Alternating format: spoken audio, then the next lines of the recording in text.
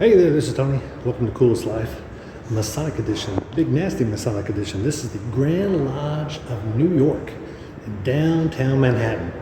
And let's just say parking is terrible. I ended up taking a parking in New Jersey and catching a bus to come to the subway to get here. But anyway, I'm here and I'm actually on time, amazingly enough. Because you just entered, stay with me because you're going to see this whole place. Because you've just entered the Coolest Life, Masonic Edition. So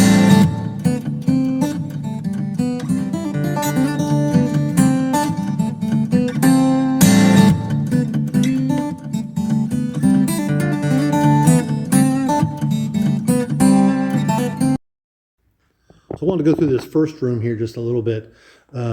This is a room of introspection. They all often bring candidates in here, and I do say the word candidates because it's actually before their first degree, which is interesting. This is I love the way they have the room set up. It's real nice.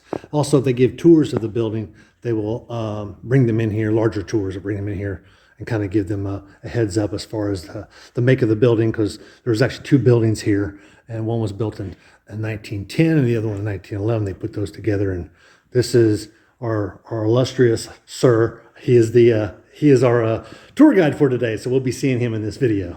Awesome. So this is a hallway outside the Grand Master's office, and they've got a lot of people who received the Grand Lodge Award for Distinguished Achievement, and you see some different people like, well, you probably recognize Dave Thomas and several others, Red Skelton. Some guy named John Glenn, I don't know what he did. Gerald Ford. But it's really nice that they set this area aside for these gentlemen who've gotten this award.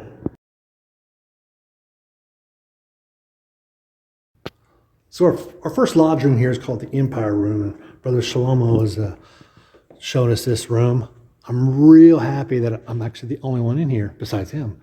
But he told me something about the organs here. They've got organs like this in all of their lodge rooms, although they're all total electric now, but they're just beautiful, and they're huge too. Those are, a center one there might be 20 feet tall. But look at the detail in the ceiling all the way around. They said he tells me up until 1980, and I did say 1985, all these rooms that you're about to see were gray. And so up until that time, they were gray, and now they have come in here and done some painting. So this was basically done after, see the columns, being Empire. And speaking of columns, look at the size of these. They give you some, a huge medicine ball is about what that is. It's bigger than a basketball, the globe is up top. Normally you don't see a lot of them that are as big as a basketball. And it stands about, I'd say about 11 feet up. They've got both of them here outside of this door. I don't think those move, as they look very girthy and hardy, that's for sure. There's no rollers under there. Those aren't going anywhere. So even through the degree work, they're going to use those right there where they sit, right there at the inner door. All the furniture is just beautiful. Everything matches. It's got the same dark mahogany type look, and these are, oh, those are really soft. They're a lot softer than I thought they would be. I think we just did one up in Oswego where they had the corners here, but they were really hard. And you can see the size of these lesser lights. I mean, this is up here 3.5, maybe 4 feet tall. And then you come up here, and the top of this is about 6 feet. Because it hits me right at my top of my head, and that's how tall I am. You can see they've got individual light turners too. There's a reason for that. You'll have to come see the degree work when you to know what's going on there. And this is a standard size, as you saw in Oswego Lodge and Pulaski Lodge, that they'll put two of their lesser lights here and one there. And you can also see some of the ornateness in a lot of the tile work that is from 1910 from this part of the building. It's in beautiful condition though. It really is. Here's where the master would sit. And you can see there are standalone chairs. It's not set up because there's about 9 lodges that meet in this room, and there's about 80 that meet in the building.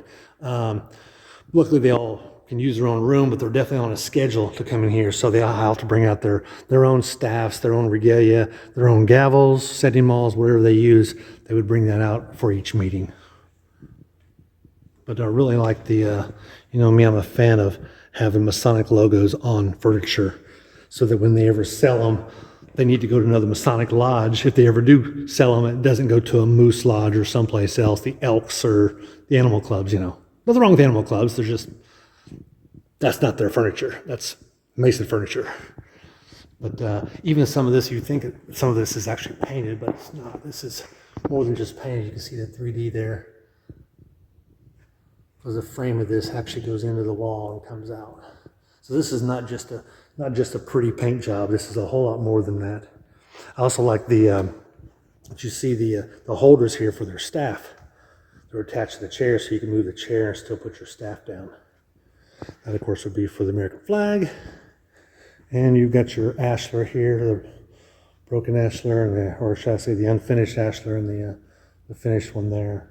And maybe in one of these lodge rooms we'll come across one other favorite of mine, which is the ballot box. But I don't see a ballot box in here. It's probably with everyone else's regalia that they have. So let's go see if we can find us another room. But let me show you a nice big picture of this room here. It's a good sized room. It's not massive. It's probably standard size from what I've seen most lodges. I've seen lodges rooms that are bigger, some that are smaller. I would say most lodges are a little smaller than this. So let's take a look at our next room. Well, this room is called the Gothic room. And you can see it's basically the exact same size as the one we were just in. Definitely the paint job is massively different. These are large windows that actually sink in, but they've also got gargoyles all around. And the interesting thing, if you can't really notice it, like it's kind of hard to see what he's holding, but you can definitely tell what this guy's holding. No question. These gargoyles are got working tools in their hands, which I have never seen. So that's, I always like to point out those things that are different that you just don't see in other lodges. Also, you got your beautiful stained glass window. As I came in here, there was lights in this corner here, and it lit up the backdrop there of that stained glass. Everything else looks pretty much the same as the other room did, with your 3 steps here. Also the tile work here. But just the different touches that definitely make this room distinctly different. The ceiling work with the stars and those chandeliers there. There's 3 of them that are really nice. Yeah, the set of columns here look a little like the ones we saw in the next room, about the same size and everything. Definitely these don't move either. But of course they've got different painting on the pipe organ there. Just a beautiful room. Now this room is known as a chapter room. They do Royal Arch meeting in here also. As you can see by the veils, that's something different. And you can see it's definitely got an Egyptian theme. And the ceiling is really nice. Not quite as ornate as next door, but they still got some nice touches with these birds they've got there. Wish I could see that a little better. Let's see that one. Really nice touches. Very ornate.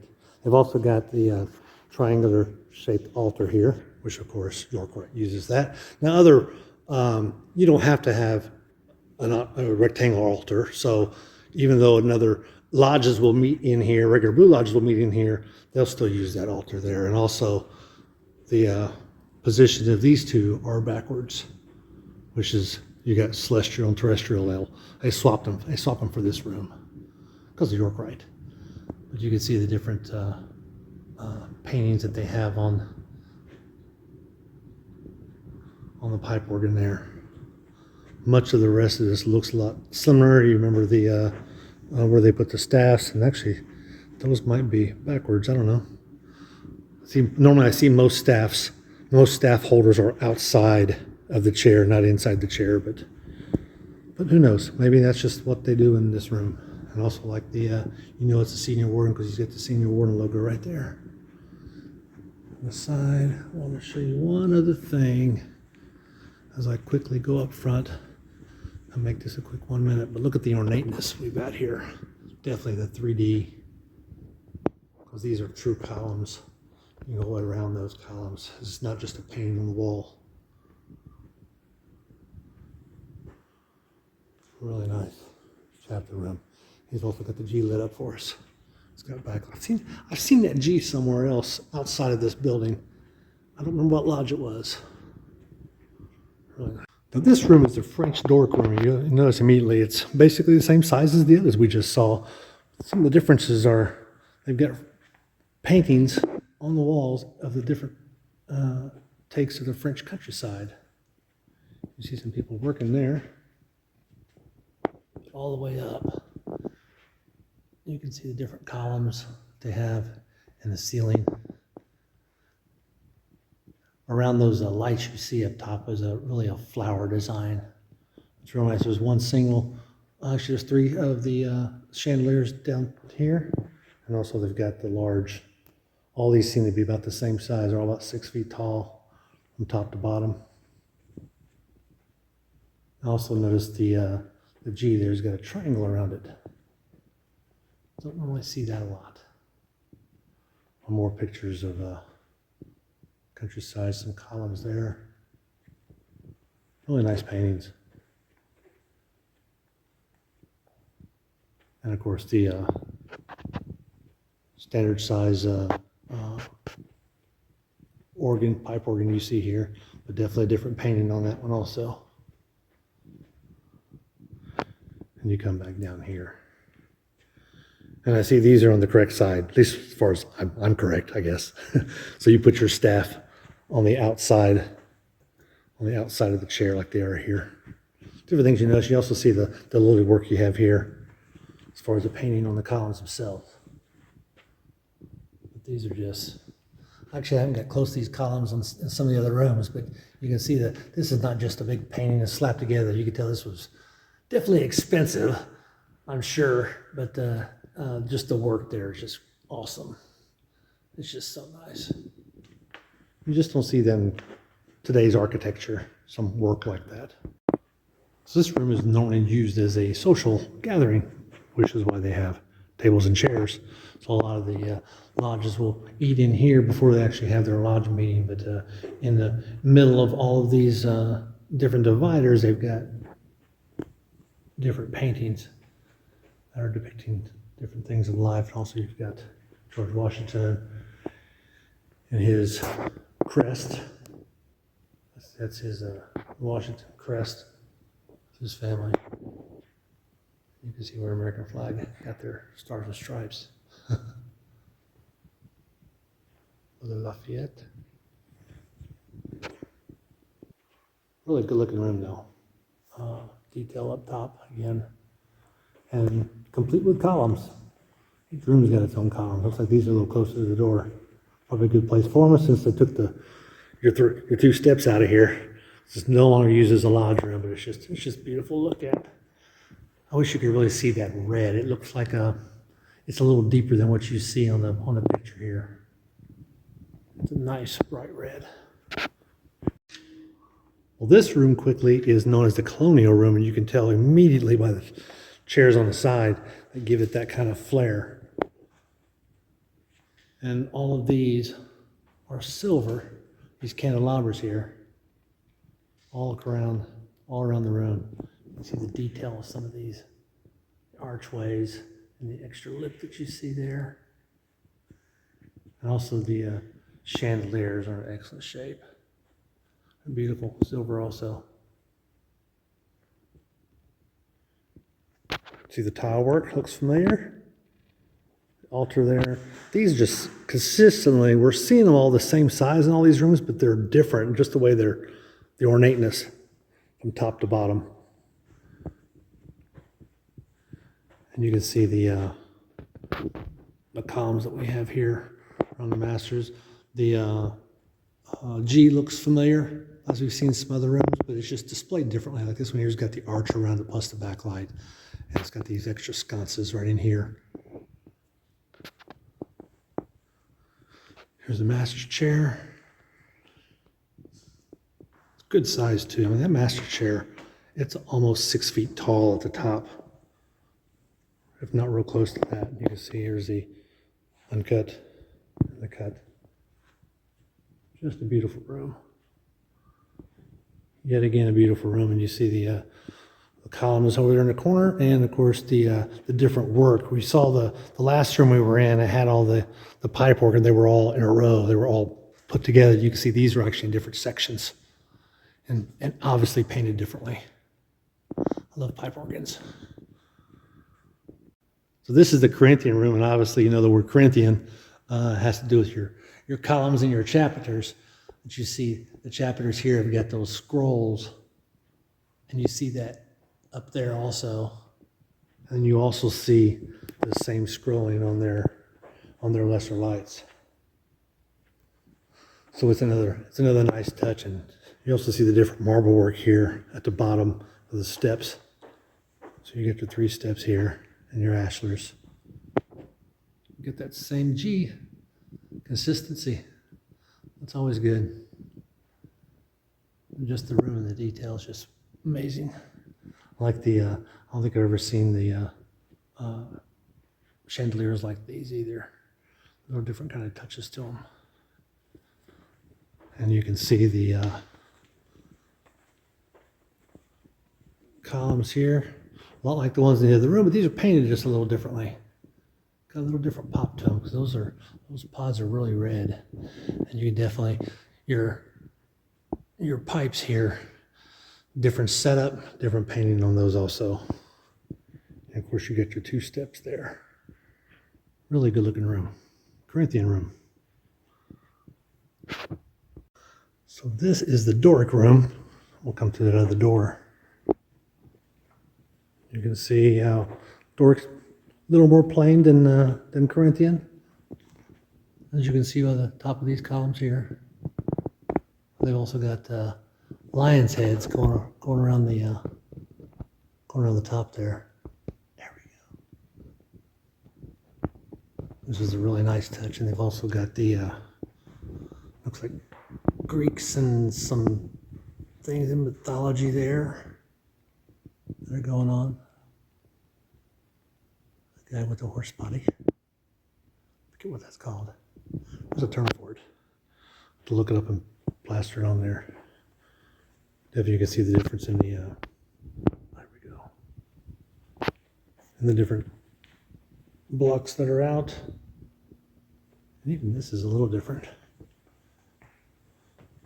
because you see his logo is there. They did a good job on the side too. Their treasures got a nice leather top on their treasurer's desk. The Doric room.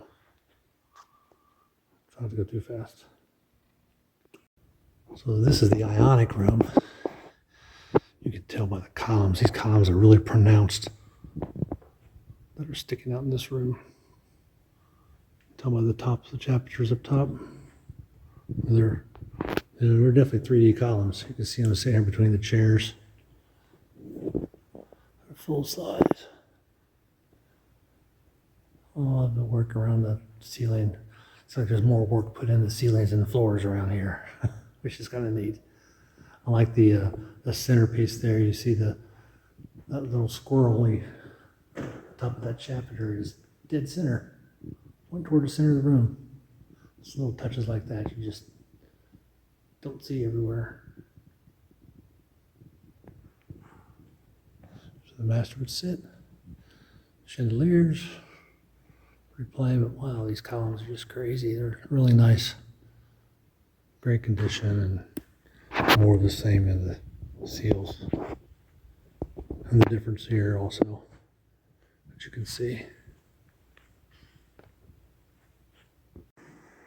So this is like a side meeting room here on one of the floors. I say side, it's really between 2 lodge rooms, but they've got the nice table here. Looks like it'll fit 12 or so. Nice woodwork. Leather chairs. The kind of work you have here on the ceiling. And of course, a little larger than life. George Washington. I say they don't know if the one in Alexandria at the Masonic, George Washington Masonic Memorial was after this one or before this one.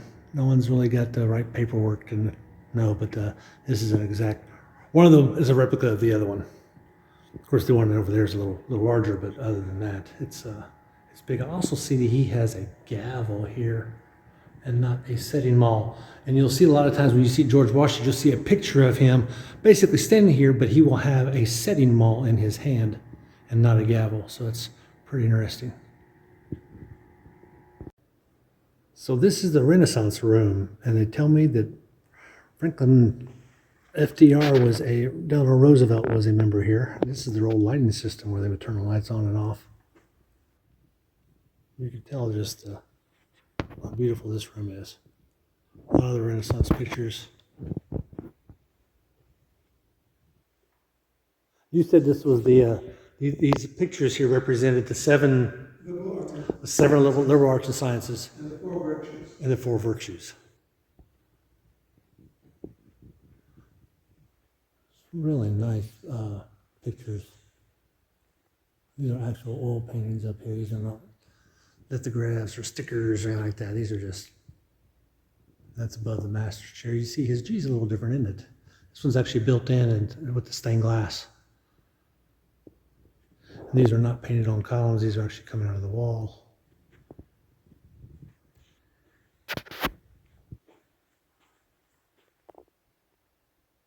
And there's some more of the paintings here.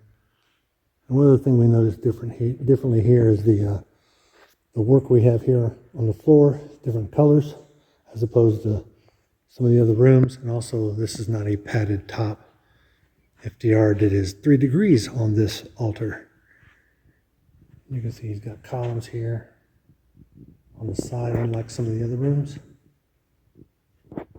Definitely that big piece of rock right there on the top. I believe it looks like it's marble. Could be granite, but I'm imagining it's going to be marble. Renaissance room with the chandeliers. Just a beautiful room. Down this hallway, you see a lot of memorabilia here across the bottom, and up above are the past Grand Masters. He's the most recent past Grand Masters. And you see them. This brother here's from 1899. And then it goes on up to 1851. So it just keeps on going. We get down to this brother here from 1781, William Walter. It's nice that they got all these pictures from this far back. No empty spaces. That's always good. So this is the, what floor is this on? The third. Third floor. This is up on the third floor. This is where they had their Grand Lodge session in this room here. And they said there was a brother at one time, or I don't know if he was a brother, that had made a replica of this room on his. He was a brother. He loved this room so much, he did everything as far as these lighting tiles from Tiffany. He had it totally reproduced into a little bitty boat called the Titanic. And that boat, of course, is at the bottom of the ocean. But when they did the filming, and they use this building a lot for different things, as far as films go here in New York. This one here they do for the ballroom for the movie Titanic. They use this room here. Of course, they probably changed the pictures and did some different things, but as far as the format of the room itself, it's exactly like the one on the Titanic. And how about that pipe organ? Yeah, that thing is massive. Is that one electric also, the pipe organ?